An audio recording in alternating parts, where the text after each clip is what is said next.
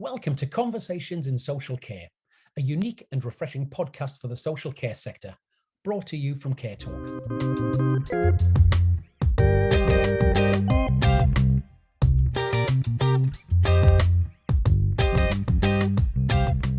So we're absolutely delighted this morning to have a lady who's the CEO of the National Care Forum, Vic Rayner. Good morning, Vic. Good morning, Steve. It's great to speak to you once again. Yes, and you. Obviously, different circumstances. I usually meet you at award ceremonies and events, but we're getting used to this virtual lot, aren't we? Yeah, we are, very sadly. I think it's going to be around for a wee bit more, but maybe we'll all be able to meet at some point soon again. It will be lovely to think so, Vic. Now, obviously, now we're coming out of COVID and you've had time to reflect. What are the key lessons we can take from this challenging time? Well, I think there's a very, very long list, Steve, I think, of lessons to be learned. But I think the things that stick with me looking back on all of this is that, social care wasn't recognised for the important part it plays in communities and in people's lives. And, because of that, a whole series of things flowed from it. So we didn't have the right data and information about it. We didn't prioritise the care services in the same way we did acute health services. We didn't prioritise the people who are receiving care and support in the same way as we did those who were entering into the hospital system. So I think for me, there was often social care has been called the sort of Cinderella set of services. And I think at this point, at the COVID, when the pandemic hit, that felt very, very appropriate as an analogy. And I think we've spent a lot of time fighting very hard to get the recognition and to get the support and to get the things that were absolutely vital to enable people not just to sort of live the best independent lives they could, but also to save lives.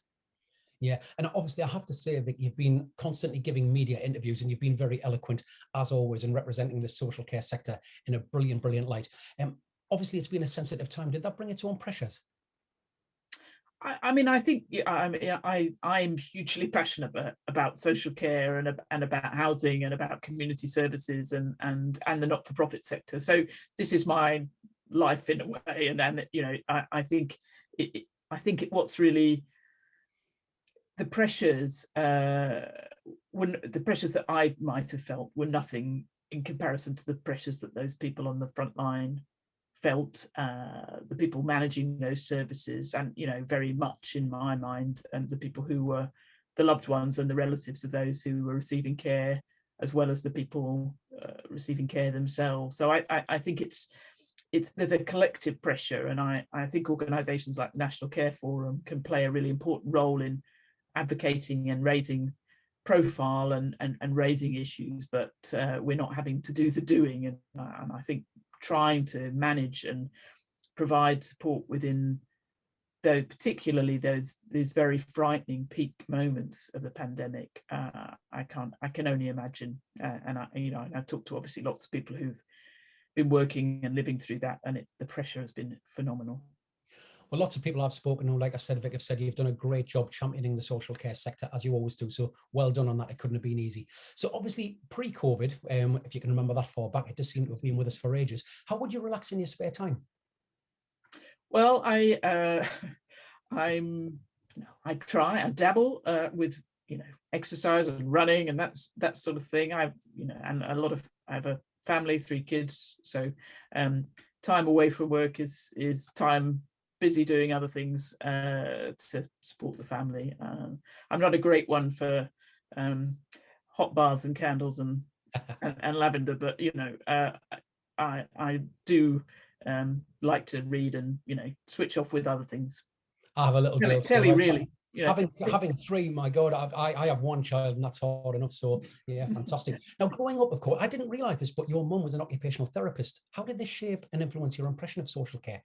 Well, I think as a kid, so she worked in a, what we would now call a sort of long stay psychiatric hospital. So I, as a child, I used to go there during the holidays if she was working, to be there. And so I suppose I had a very early sort of experience of understanding, what what some models of care were like, and I think pretty early on thinking that, you know, whilst things were being done to make that environment as positive as possible, certainly it wasn't giving the people living there as much independence as they could. And I think, you know, I then went on to work myself in an older people's day hospital as a physiotherapy aide when I was in my sort of late teens, during my sort of school holidays and, you know, breaks from university and things. So worked very closely with people who were coming out from the community in to get some kind of support and physiotherapy support, and I just, you know, really enjoyed talking to people and finding ways to help people to be more, you know, to do more of the things that they wanted to do. You know, all of those services are about giving people opportunities to enable them to, you know, to live the life they want to live. And I think that's what social care and all of these community services can do when they're commissioned properly and delivered properly, and they come from an origin which is about what people want. Yeah, and of course, your mum, having done the job she did, obviously had a passion for it as well. Absolutely. Well, still has a passion for it, I'm Oh, delighted to say. So she's, you know, definitely, and she'll probably watch this, so I'll give her a shout out. But yes, it definitely continues to be a strong influence, and continues to be really interested in you know, how approaches to care and housing and other things change. So still takes an active interest. That's fantastic. yeah, absolutely.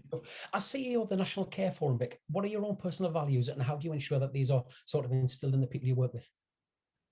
So my personal values, I think, are around, you know, a strong sort of passion for social justice. I think, you know, it's absolutely fundamental that we all play our kind of part in making sure that everybody has access to the services that they need and the support that they need. So I have a very sort of strong kind of belief in providing people with the opportunity to maximize their skills and experience and their, you know, so I think I try and work in a way that gives people as much accountability as they're happy to accept, and gives them the opportunity to try lots of new things. The beauty of an organisation like the National Care Forum is that it's responding to members' needs, so it's a constantly changing set of priorities and set of issues that we work with. And for somebody like me who's a real magpie and loves to be interested in lots and lots of different things and involved in lots of different things all the time, it's perfect. And I think that's you know, that's the kind of work colleagues that I enjoy working with, and I think enjoy being part of an organisation like the National Care Forum. Excellent. Now, the National Care Forum represents not-for-profit social care providers. Are there any special challenges you would say that have affected NFP providers in particular during the pandemic? I mean, I think there are lots of different ways in which not-for-profit providers have thought about how they respond to the pandemic, perhaps. I mean, I think the way in which, you know, as we've seen, the virus itself is pretty indiscriminatory in that sort of sense. But I think that a lot of our members have been doing work outside of, you know, what was seen as the kind of epicenter of the pandemic. So, you know, we spent a lot of time at NCF and with government and others talking about care homes, but lots of our members provide a very wide range of community services. So offering things like day centres, which had to pretty much immediately shut at the start of the pandemic. So organisations had to find ways of continuing to support those people within the community. Those who are offering advocacy and support services, again, had to find different ways of working. So I think perhaps what the not-for-profit sector has had to do differently maybe to other parts of the sector is to adapt across its full range of services, because most of our members operate you know, a variety of things. So they might offer some care homes, but they also have home care and extra care settings and day centres and other things. So they looked, what they were able to do is to look at those services in a locality as a suite of services and see how they could flex them to best offer the great support to communities. And I think the other thing that I think is really different, and I'm interested, you know, if others want to talk about it more, is because they're managed by a group of local trustees, non-executive directors. I think the sort of community ownership, in a way, of how organisations responded to the pandemic probably created some different decisions. I'm interested to explore that more when we get a chance to kind of reflect with those trustees and non-executive directors. You know, what were they thinking, and how did that influence their decisions? Because they could see the impact of the pandemic across their whole community. Right. Now, of course, as well as the demanding role you have, Vic, within the National Care Forum, you're also a trustee at Hestia, a specialist care and support agency in London. I must admit, I'm not aware of that much. I was wondering if you could just tell us a little bit about that and how's it affected your understanding of services on the front line? Yeah, so Hestia is a fantastic organisation that runs a whole range of different services, you know, like, as I say, like many of our members in a way. So they run lots of services for people who are homeless, people with mental health needs, some registered care provision, and you know, a lot of specialist services for people with mental health requirements, recovery cafes, and others for those with acute mental health challenges. So what was really fascinating for me, being a trustee on that, is that obviously that gave me real insight into some of the decisions that were being made about how to support the workforce. So very early on, there were some really incredible responses from the human resources side of the organisation, who were thinking, you know, about the well-being of those staff. What were the things that they could put in place to ensure that people who were perhaps having to be furloughed or perhaps shielding were remaining connected with the organisation, weren't feeling isolated and unsupported? You know, how could we help them to, you know, travel around London in the absence of people wanting to be on public transport? How could you get the right PPE out to them? So there was all those kind of things. And then thinking about how the service needed to flex to support those clients. These are people who have very significant mental health problems sometimes, or have long-term anxieties and issues. Also, Hestia does lots of work around modern slavery. You know, these issues don't disappear when a pandemic comes along. So it was really important that the organisation thought about ways they started to, once it became possible to meet people in public places, to sort of move meetings that would have happened in settings and centres into parks and other places where people felt safe to come. They delivered food packages out to all the people who they were supporting. So, and that meant, you know, once it became possible to reopen things, people had remained engaged and didn't lose their lifeline and their connection. So, I mean, it was great for me as a sort of trustee and to be involved in that, but also just to see firsthand just how challenging it is to operate, you know, when everything that you normally have around you, and I think that's the issue for community services, you know, Hestia and others offer one part of the picture, but that's not it. People connect to all sorts of other community services which just stopped dead. So it was really important that Hestia could continue in the absence of those others. Sounds like a great organisation, Vic. Now, of course, as if you haven't got enough workload at the moment, you're also a trustee for the Care Workers charity. You must have no spare time. How do you see how COVID's impacted the care workers in particular, Vic? Oh, well, I mean, COVID has had a massive impact on care workers. I mean, I think if you just try and put yourself in the position of people who are working, particularly in care homes, who were facing you know, very, very frightening levels of infection within those residents, often seeing people who they'd cared for years die very suddenly and without very much warning, and without the services that they would normally have around them, you know, people not being able to go into hospital, or perhaps not having kind of GPs and nurses available to come in the same way they would have done previously. So having to cope with that, having those kind of fears about, if I'm working in this environment, might I be taking this infection back to my own home? I'm sure you've talked to enough care workers, Steve, to know that many of the people's motivation to care is because they themselves are carers in their own home.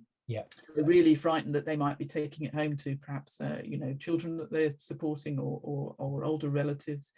So dealing with all of that, having to wear PPE, having to go through infection prevention and control procedures, the pressure of that, and managers, I mean, God, the phenomenal pressure on managers to have to kind of record information and data, and and manage really complex situations. So all of that pressure has meant that the Care Workers charity has been a huge lifeline. I mean, I don't know how familiar you are with it, but it's a great charity.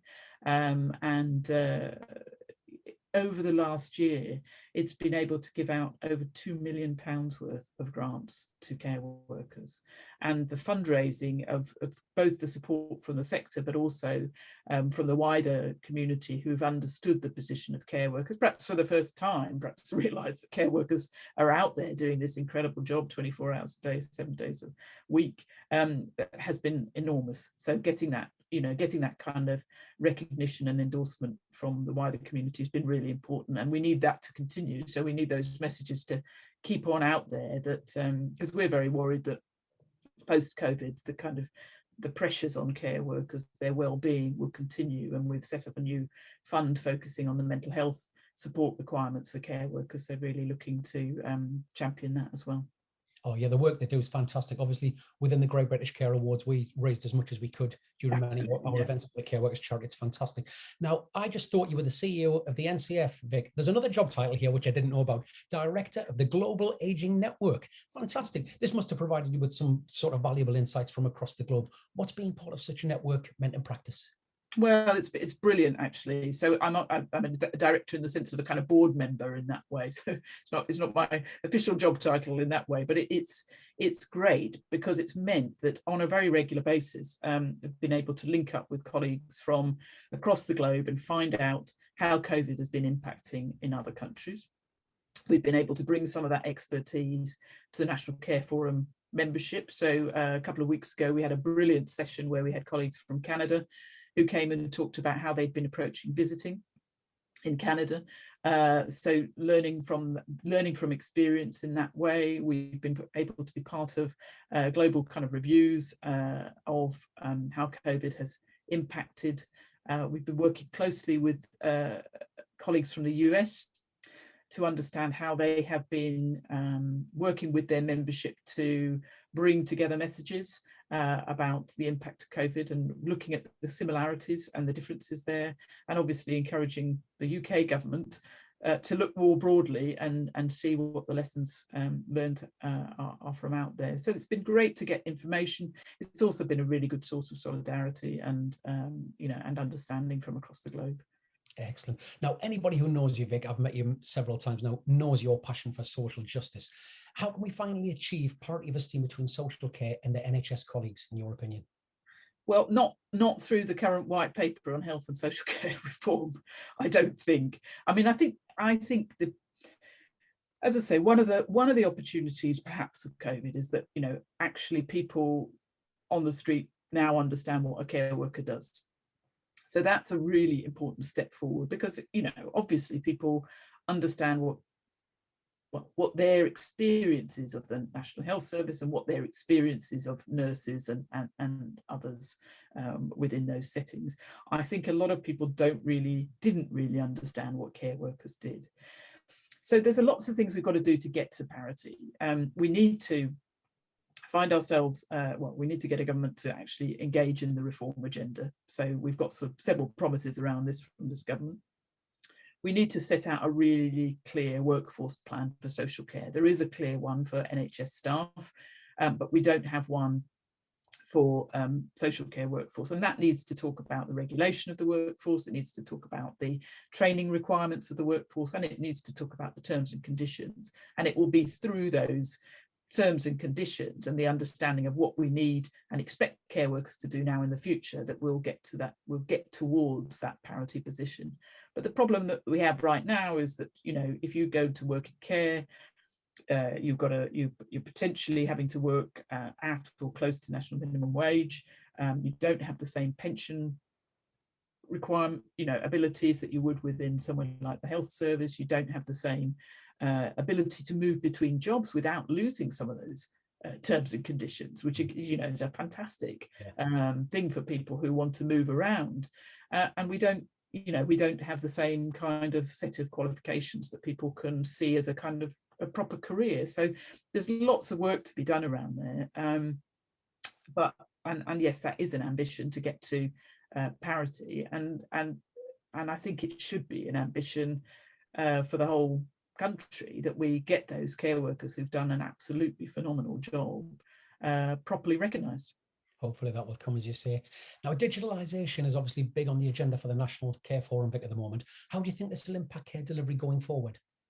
Well, hugely, I hope. I mean, we've seen a massive leap this last year. So we've seen us move from a position where, organisations were using technology in quite limited ways, perhaps to help run the back office or perhaps to do some care planning, but not as an integrated way, to, again, perhaps a COVID gain that suddenly many organisations are using particularly video conferencing technology like this, but also for consultations and things with GPs and others.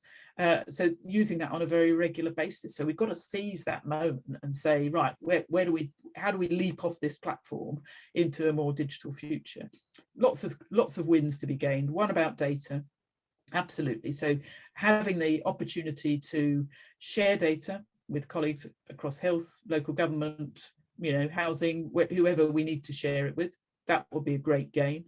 Being able to measure properly the impact of interventions in social care. I mean, I'm a firm believer that when we eventually get that data right and we can code it properly and we can share the information properly, we'll find out that the interventions that people do in social care, the support that they offer in social care, is probably better for people's health than most of the health interventions they get from the acute sector, because what we're doing is we're keeping people, we're making sure people remain hydrated, that they support their dietary needs, that they manage their long-term health conditions. All that's happening in social care, but we don't record it anywhere in a way that we can grab it out and say, look, here's the evidence of the fantastic contribution of social care. So data, definitely, but also I hope we'll get to a place where we utilize technology to help people to live much more independently. And I don't just mean within their own homes, I'm also meaning in residential settings. There's lots of things that are out there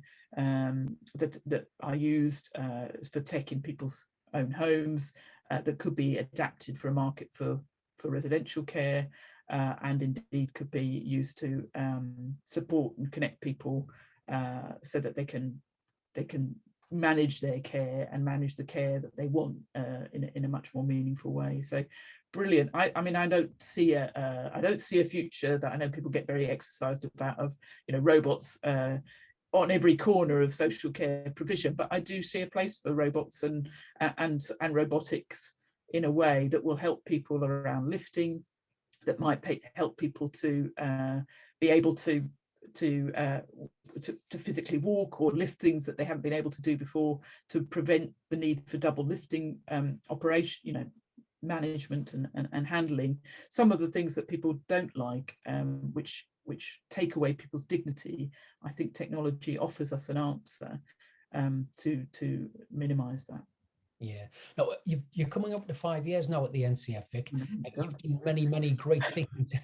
You've done many great things. What would you say are your proudest achievements? And is there anything else that you'd still love to do? Staying awake, I think, is a kind of an achievement after this last year. The things, I think the digital agenda is something that NCF, I'm really pleased that NCF's taken a real leadership role around.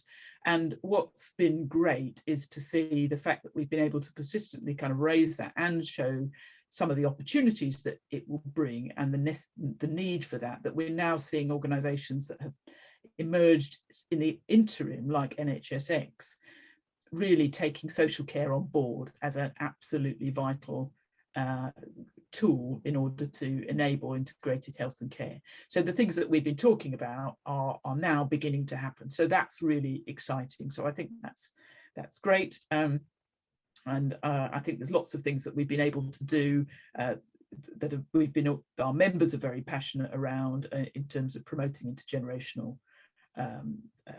ways of providing care. I think in terms of kind of being really strong about what the skills and experience of the workforce are, and I think in terms of showing that there are different models of delivery of care. I think those are all things that I'm really pleased we've been able to do. What's coming up on the horizon? I mean, I think the biggest game in town is reform.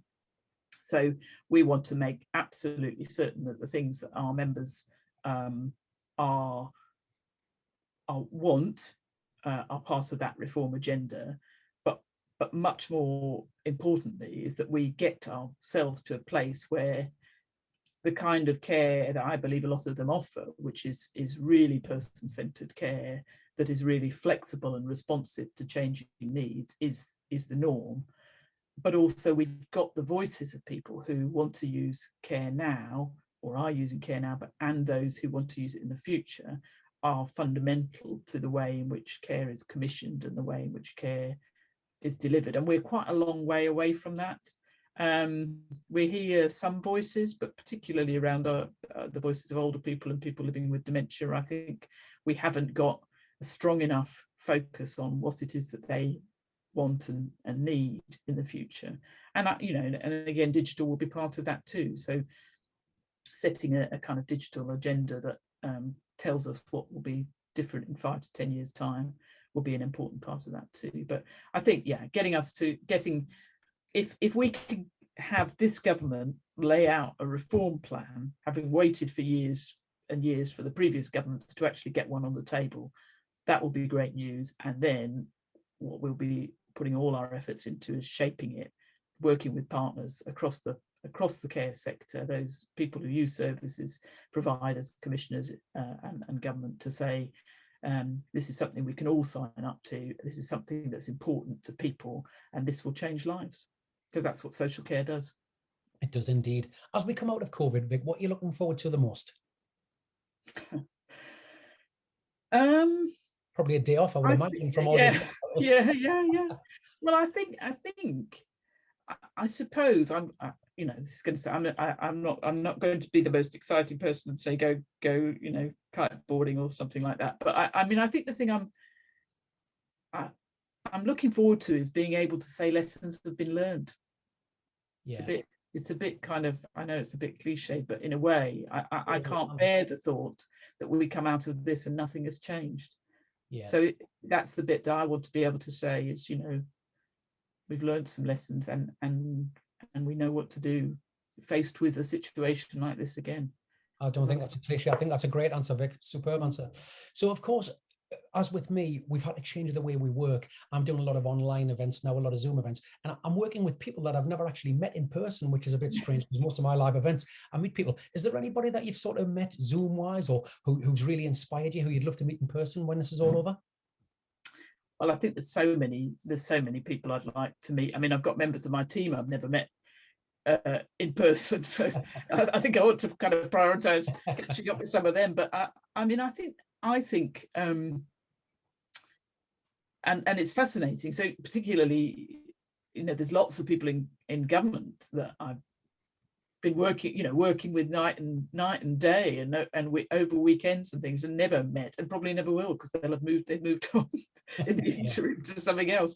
But who's really inspired? I do think there's just been some incredible people who've emerged. I've had the real privilege of working very recently with quite a lot of the relatives and residents associations, and I do think that people who